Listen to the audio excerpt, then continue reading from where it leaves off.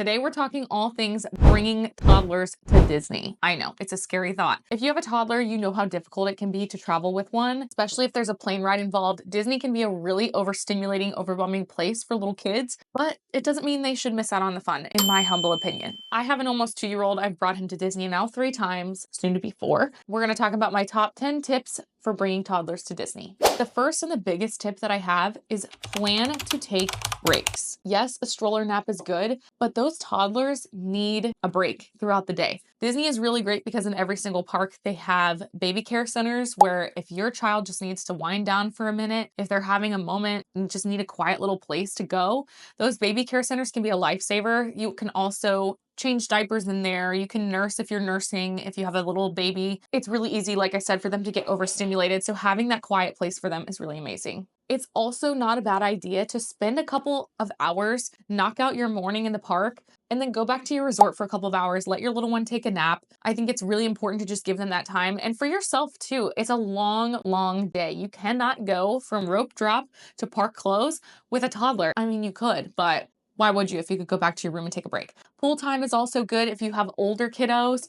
I think it's really important to plan those breaks. Tip number 2, rider switch and lightning lane. So lightning lane is formerly Genie Plus. It is something that you can pay for within the Disney Experience app. If you're staying on property, you can book your lightning lanes up to a week in advance. If you're not staying on property, you can start 3 days in advance. They are so helpful when you have little ones because you can pop from ride to ride and not have to worry about those long wait times. Toddlers in a long line can be not so great. And I don't know about you, but I'm not going to be waiting 65 minutes for Peter Pan's flight. So having those lightning lanes and a good plan in place ahead of time is so helpful. Rider switch is also freaking amazing. If you're going with your family and you want to ride those big kid rides or the rides that your little toddler can't ride just yet, those rider switches are amazing because you can go in, ride the ride, somebody stays and waits with your toddler. So let's say mom wants to ride, dad stays with the toddler, and then dad wants to ride. That dad can go through the lightning lane when you're done. So it's really awesome. You can actually bring somebody with you as well. So when we go with our flight crew, it is usually me, my mom, sometimes Steven,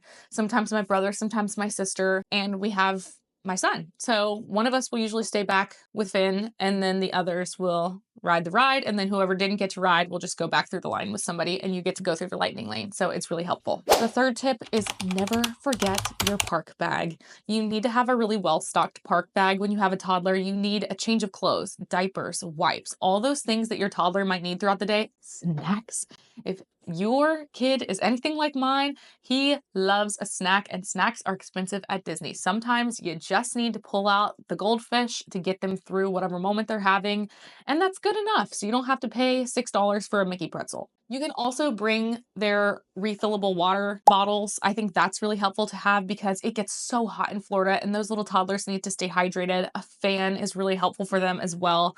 All those little things that you might need throughout the day. I can do a more in-depth video on what my park bag for my son looks like. If you think that might be helpful, leave a comment and I can definitely do that in the future. Number 4, bring a stroller. I don't care how old your child is. If you have a 9-year-old, bring a stroller. Their feet get really tired, especially the young toddlers. My son is not yet 2, so he definitely needs a stroller and sometimes even a carrier. Like I have a little sling that I'll bring with me and I can like pop him in the sling. It takes a lot of the pressure off when I put him in the sling as opposed to just holding him. So that's really helpful in long lines where you can't push your stroller through. Bringing that stroller is a lifesaver for their little feet. They will get tired. They will likely fall asleep in it. It's a great place for them to nap. No, you can't necessarily bring it into the rides and into the restaurants and things like that, but it is so helpful to have. Make sure you have a rain cover for your stroller if you're bringing one because, like I said, you have to leave them outside of most restaurants and most attractions, if not all. Bring a rain cover so it doesn't get wet if it starts to rain while you're in the attractions, but that stroller is absolutely essential. You can bring it on the monorail, you can bring it on the Skyliner, so just know that you can bring it on the bus as well. You do have to fold it up on the bus, but you can bring it. You can also rent a stroller if you don't want to travel with one. If you're flying and bringing a stroller is too much, you can also rent one at Disney. There's also third-party companies that you can rent strollers from all over Orlando, so those are great to look into as well. I personally like to have my own stroller. I push it right to the gate at the airport and I gate check it. It is good. I will say they're pretty rough on the stroller, so if you have some type of case or bag to put your stroller in, that's really, really helpful, because I've seen strollers get destroyed or miss pieces and things like that, and you don't want that to happen. Tip number 5, start your day early. Most toddlers, if they're like mine, are early risers. My son gets up pretty early. He doesn't sleep a lot in general, but that's okay. But if you're going to be up already anyway, get out the door, rope drop if you can, get all your stuff out of the way in the morning before the parks get too busy in the afternoon. That way it's less overwhelming for your toddlers. You can get way more done if you go in the morning, and then you can kind of knock out any of those lightning lanes that you have set up in the morning. You can also fit in a lot more attractions that way if you go early as opposed to later, and then you can really plan to have that nice long break in the middle, and you can set up more lightning lanes for the nighttime if you go back for like a fireworks show, dinner, whatever you may be doing.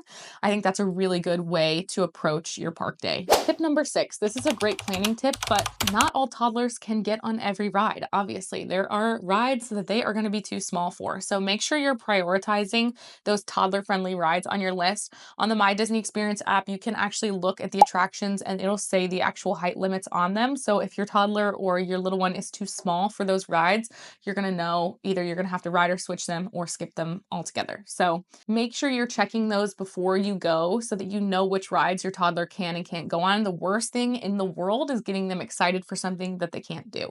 And then you have Meltdown City and nobody wants a meltdown.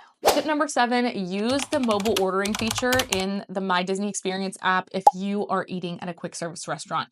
Most quick services throughout Disney have mobile order, and it is incredible because you could be standing in line at a ride, you could be in a gift shop and know that you're going to walk over to Toy Story Land and eat at Woody's Lunchbox, and your food can be ready by the time you get there so that you're not having to wait in more lines to get your food. The faster you get your food, the happier your toddler will be. At least in my case, I know in many of your cases too. So mobile order is so awesome for this exact reason. I feel like they're really fast too. You'll get, I think, a notification on the app when your food's ready and you just walk up to the window, grab your food, and you're good to go. You don't have to spend that time waiting in line. You can just find a seat and grab your food. Tip number 8, stay close to the parks if you can. Not everybody can make it happen to stay on property, and that's okay, but it is super convenient if you can. If you can't swing a Disney resort on property, it's okay. We don't all the time. We don't always stay on property, and that's fine. If you are going to stay off property or not at one of the Disney resorts, there are a lot of really great resorts nearby. Wyndham Bonnet Creek is the one that we love the most. We stay there all the time and we get these amazing suites at really great deals. We can kind of do another video on that another time if you want to see more.